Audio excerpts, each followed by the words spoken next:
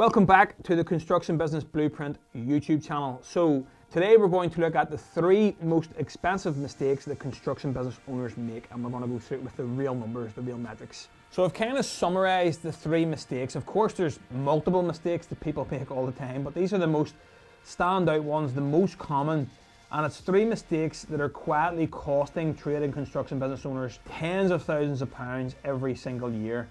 And most of them don't even realize it's happening. And most of the time we try and distract ourselves and blame other things. That's just the reality of it, okay? But I'm not talking about, getting into bed with bad clients, people not paying, or low quality of work, getting tradesmen in to do low quality of work for you. I'm talking about the stuff that happens even on good jobs, with good clients, even when things look fine from the outside, but the numbers tell a completely different story. So we're always talking about numbers in here.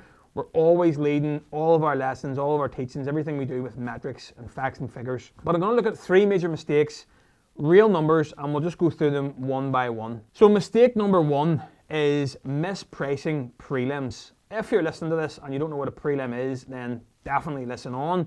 Most of us know what prelims is. It's more of a commercial term. Mispricing prelims, or in a lot of cases not allowing for them at all, is a major issue. So for anybody who's not familiar with prelims are preliminary costs, or the costs of running the job that aren't directly tied to the physical work. Things like site setup, scaffolding, any sort of welfare, skips, site management time, travel time, any plant and equipment hire that's ongoing during the duration of the job. And I know some of you think to yourselves, well, I always allow for a skip, or I always allow for this. But yeah, a lot of the times you're not allowing for your time driving back and forth to the job, your time managing the site, talking to the client, even estimating. I have guys now here pricing for quotations.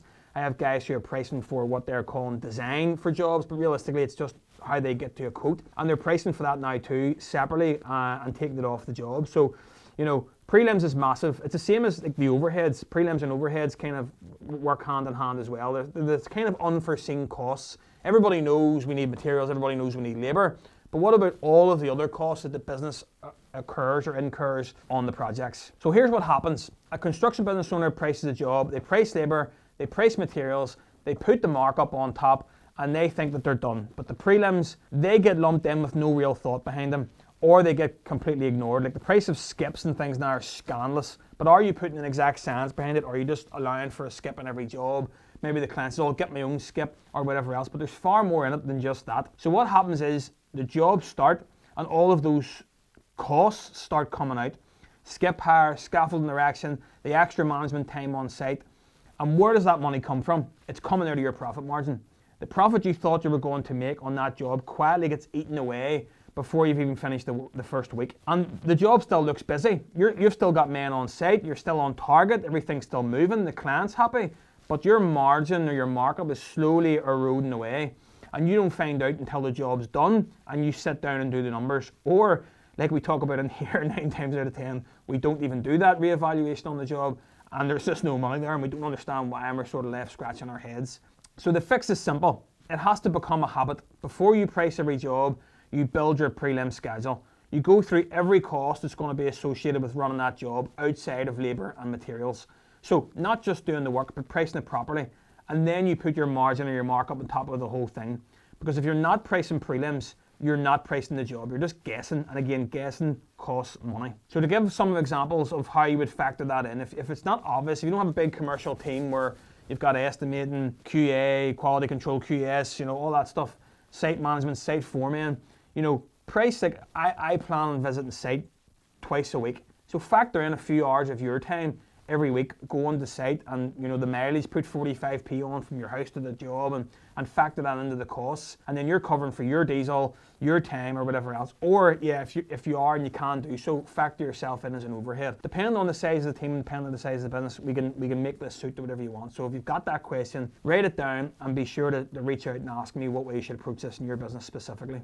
Mistake number 2 is scope creep with no paper trail, or taking on changes or variations, whatever you call them in your industry or your game, doing that scope creep without any paper trail or checking in or tracking of costs on those. So this is the one that gets every trade and construction business owner eventually, every single one, and that is the scope creep. And here's how it goes. You win a job, you priced it properly, you start on site, everything's moving well, and then the client comes to you and they're a good client, okay? They're sound, you like them, you want to keep them happy, and they say, while you're at it, could you just do this? And here, I thought maybe we were maybe going to do this. And then they mention something small, it'll only take an hour or two, so you go, no problem, let's get it done. And then a week later, it's something else, and then another thing.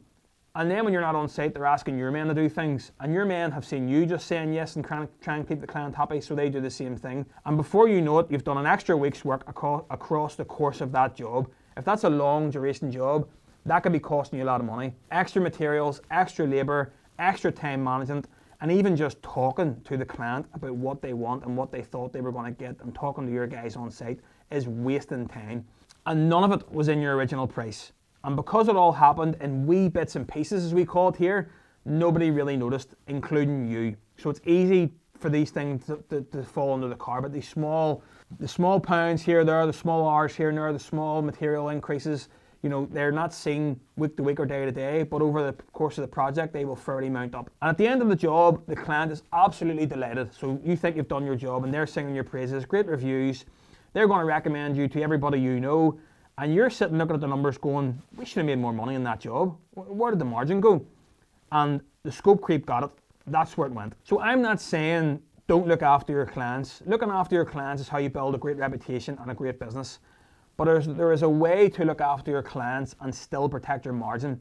And it's not complicated. You know, you also should not be afraid to say no to a client or explain to a client, you know, what that is or why it's a change or a variation, or ask for extra money. I know guys who are horrified about asking for extra money in case that conversation or how that awkward conversation is going to go. But 9 times out of 10, that client knows that is additional costs and that is not in the original scope of works. And they have the brass neck to ask you, so you should have the balls to just let them know that it's an additional cost. And again, how we do that is we remove the emotion. I always said about it, there should be no emotion in business whatsoever. How that starts is being clear on your scope from the beginning. When you're pricing the job, don't just send a figure over WhatsApp or a text or give a one-figure line. Give detail. If you're doing a breakdown on a quote, great. If you're just at least putting in an inclusions and exclusions list, like say you're on a landscaping project, so we've included for the dig out, the getting rid of the materials, leveling the ground, putting the porcelain down, building a wall, blah, blah, blah, blah. What we didn't allow for was putting new flower beds in, planting this, doing that, putting this wee path around the side that we didn't look at before. And how we do that is, again, photographs, inclusions and exclusions, walk the client through the job before it starts, just to be clear, this is what we're doing, this is what we're not doing, and then get them to approve that. And then when that comes up, when that conversation comes up of, oh, could you just do this wee extra bit? Not a problem at all, yeah, let's look at that. So what you're asking for is this. Yeah, obviously that wasn't spoke about at the beginning of the job, but we can absolutely do that for you. So let me just go away and work out a quick price for you, and I'll get that back to him, and we'll decide whether we're going to go ahead with that or not. How that conversation goes is kind of one of two ways, depending on your approach. So if you explain it like that, no emotion, yeah, no problem, we can do that for you, absolutely. Give them a price, go away, work it out, and submit it, fine, done, dusted. If it's a small job, a one-off, you can decide, it's up to you what you do it for. But if there's a client, and you can usually tell these clients, and they're going to ask this all the time, you need to be very clear on your stance from the beginning. Agree to do one change at the beginning, brush it under the carpet, and then the next time they ask, go, oh no, that's an extra, we can't do, I know we've done it before, we can't do it again. That's going to create that ambiguity, and oh right, why not, you've done it the last time. And it's also going to send the wrong message to your team that we just do what the client asks and keep them happy at all costs. Putting the boundaries in place from the start, being clear on the scope, is massive. Also, every variation, every single thing that wasn't in the original price gets a written instruction and a price agreed before work starts. Every time, no exceptions. A quick text, as we talked about Mary, or as we talked about client, this is what was requested on site this morning. This is the cost of the works. Let me know how you wish to proceed. Done. Yes or no, and that's it. Doesn't have to be a formal contract every time. It can be, again, WhatsApp message, an email, a text message, but as long as it's written down, because like I always say, the rule that I've said in these videos a million times, if it isn't written down, it never happened. And also do not agree to do the works without putting a cost against it. Don't be one of these guys that waits to the end of the job, they hit the client with all the hidden costs thinking, I'm going to make money in this job. If you're one of those cowboys that goes to a job, underestimates the life out of it, knowing, you know, that you've got loads of extras coming in this job and you hit the client with them at the end, don't be that guy. Those guys will never be my clients. However, a lot of guys just do that out of fear, and at the end of the job they kind of look at it and go, shit, that was actually a lot. Those extra works actually mounted up to a lot, and then you're submitting it and then the client gets really pissed off because they didn't see that coming. That wasn't communicated and they weren't clear. That's what causes the ambiguity, that's what causes the frustration, that's what pisses people off. So be clear from the start, put a price against it, get approval, and there should be no issues. So look, the thing is, most clients will appreciate that. You being open, clear, transparent, and asking for approval before proceeding leaves no ambiguity. Others who try to push back, you've got it in writing. You know, if someone if you present that cost and they say, well, hold on a wee second, I thought that was included. If you do your homework from the start, it protects you, it protects your business, it protects your margin, and also protects the client too. So there's no ambiguity either way. So mistake number 3, the third and final one. Mistake number 3, and this one sounds simple, but the knock-on effect of this not in place is massive. No program, no schedule, no plan for how the job is going to run from start to finish is suicide. Now I know some of you are sitting there thinking, look, I know what I'm doing. I know how long this is going to take. I've been doing this for years. I don't need it written down. And look, I hear you, but let me ask you this. How many times have you had a job run on longer than it should have? How many times have you had follow-on trades show up when things weren't ready and they've had to walk away from site?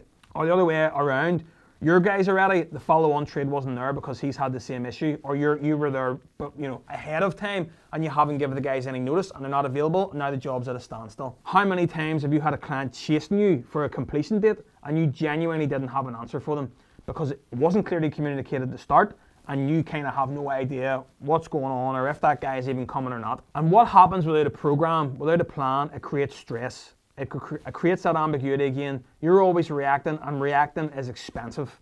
Because when a job runs over and there's no real cost, the approach always, and this is the same with domestic small jobs and larger commercial projects, it is just throw the labour at it until it gets done.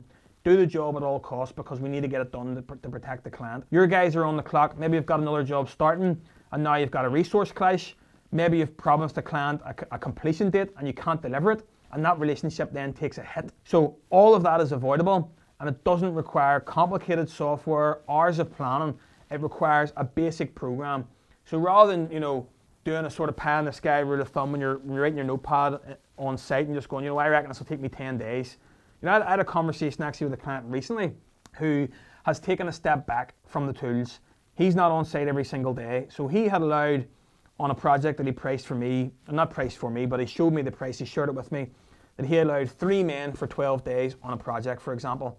And I was quickly able to remind him that out of those 12 days, which is 2 weeks, or just over 2 weeks, there's actually 5 days that he's not going to be on site because he is now taking a step back and he is going out and surveying projects and doing admin work or doing the founder work and working on the business on 2 of those days of the week. So in actual fact, he had that rule of thumb still stuck on his head of there's 3 men in my business, it takes us 12 days to do it. He then has to factor in the fact that out of those 12 days, there's 5 days he's not going to be there. And what does that look like? So we had to work it out as a percentage and the level of effort with 2 guys rather than him driving it. And it actually worked out that he'd allowed for 11 days, I believe it was. But in the actual fact, when take him away for 4 or 5 days, it was going to come to 13.5 to 14 days. But if we hadn't done that, he would have priced for the 11 days. The money wouldn't have been there. The client would have been pissed off. And then, that's just, and he wouldn't have understood why. So it's really important just to actually map it out. Take in half days, take in whatever it is, avoid those weekend works, etc., etc. Really just actually take a bit of time to map it out and be transparent with the client, and let them know and clearly communicate that with them as well. So what a basic program looks like, how to map that out would be write down your start date, and then you've got your key milestone dates. First fix done by this date, second fix done by this date. This is when the tiler's going to come in. This is when the roofer's going to come in. This is when the plasters are coming in. Write those key milestone dates down, and before that project starts, communicate that with all the trades that need to know. Who needs to know about this program? Who do I need to book in for certain dates? And I know in this world, in the world of construction, that shit changes. The weather changes it. Materials issues change it. People get sick. Shit happens, okay? But that's all avoidable, or that's all easier to manage when you've got a plan in place in front of you and you're saying, when you're not just reacting and going day by day on a project, when you're looking at week by week and you're sitting, say for example today is Monday, this video came out, you're going to sit down on the Monday and you're actually looking at next week. Next week on the job, the plasters are due. I need to contact that plasterer, I haven't spoken to him in weeks, I need to make sure that he's on target for actually coming here next week. I need to make sure he hasn't forgotten about that. And if he comes up and says, oh shit, I totally forgot about that, you've now got a week to put a contingency plan in place and get over that. So again, you're protecting your time, you're protecting the surprise, you're protecting the relationship with not only your supply chain, but your client as well. So when you're writing down those key milestone dates, so when the project's starting, who's coming in when, what trades are coming in when, completion dates, snagging dates, all those things, and you're communicating that with the client, their expectations are also managed. They're comfortable, they're happy. They know that next week this should be happening, next week that should be happening. They're not ringing you time and time again. What's happening next week? Oh, I thought this was happening this week. Oh, what about this? What about that? That shuts off all those conversations. And also when you're planning ahead like that, and you've got a plan there, and you can look, a week or 2 weeks ahead of what should be happening, where you're supposed to be against where you're going next, communicating that with the client, making those plans. If things go wrong, you can put contingencies, as in make changes to recover any unforeseens or anything that's happened, and again, communicating that with the client. Like, I know next week we said this was going to happen, but unfortunately this is happening, and this is what we're going to do instead. Massive. That's massive. Rather than waiting till Monday, nobody's on site, the client's ringing up wondering what the hell's going on, and you're afraid to answer the phone to tell them the truth. So without a program, it's like a roadmap. Your program's your roadmap. It's kind of where you're going, what you should do. And if a road's closed, whatever else, you change route and whatever. But a plan, you need the plan. And without a program, again, you're just running blind. Program works well for you. It's beneficial for your team, for other trades, and it's beneficial for the client. So everybody wins. So there you have it. The 3 most expensive mistakes I see trade and construction business owners making, and all 3 of them completely easily fixable, easily avoidable with simple things in place. So, misprice prelims, build your prelim schedule before you price the job every single time. Scope creep with no paper trail, price every variation, be clear on your scope with the client, and communicate any changes and get everything agreed in writing. No program or no plan, get your key dates and milestones, get them written down, make sure everybody is aware, any other trades, any other guys you're bringing into the job, your own guys, and also the client. And always plan ahead. Look ahead for the week, next week or the next week to catch any unforeseens, or make sure everybody's available when they said they were going to be available. So any one of these going wrong at any point in time could completely wipe out an otherwise good job that could have been a great job. So all 3 together, that's how you end up with a busy year and nothing to show for it. So fix these 3 things, and not only will your margins change, but how you run your business will change. Again, those 3 pillars, time, profit, and control, I can guarantee it. So drop a comment below. Which one will you implement in your business right away? Maybe it's 1, maybe it's 2, maybe it's all 3. And again, if you're unsure, if you're unclear on how you can actually implement this in your business, please feel free to reach out, ask me the question, and I would be more than happy to help. And of course, like always, if this was beneficial, subscribe if you haven't already, and I'll see you in the next one.